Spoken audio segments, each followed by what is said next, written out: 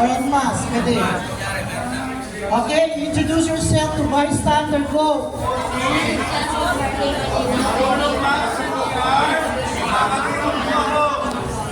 Yes.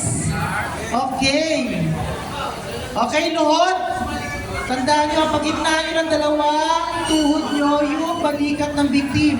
At lalapit kayo mas malapit. Pag malayo, naku, nasa Watson na kayo. Bumibili na kayo ng liver. Okay, hawakan ng balikat. Ang sa inward, dalawang paa.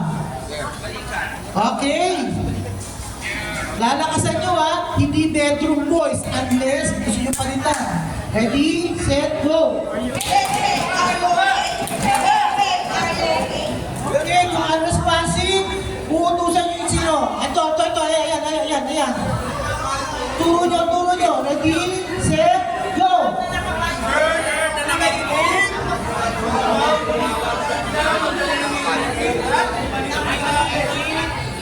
Balik sa akin. Ano sir? Magdala na ano daw? Madam? Uutusan nyo mismo, uutusan nyo kayo po. Kayo po Umaga po ng ambulansya tapos magdala po. tao kayo ng ambulansya na may iibigan para mag-help. Okay. Ambulansya po. Then, ano next step? Cover the mouth and nose.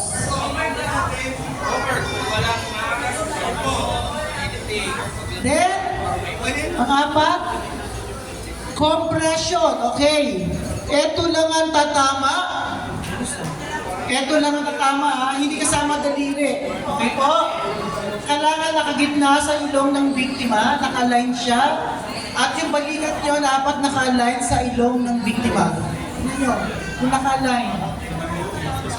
Hindi kasama po ang mga daliri para hawakan ng dibdib ng biktima. Ito lang ang tatama. Nakalinya po ito sa ilong ng biktima. Ang balikat nyo nakalinya sa ilong ng biktima. Tignan nyo sila. Ray. Ito, nakagitna. Ay sir. Ay sir. Yan.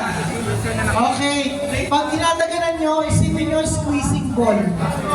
Pinisin nyo siya, babalik sa tamang forma. Yan ang tawag na relaxation ng ating mga dibdib. Ano po? Okay, ready po ba tayo? Ready na, Basi?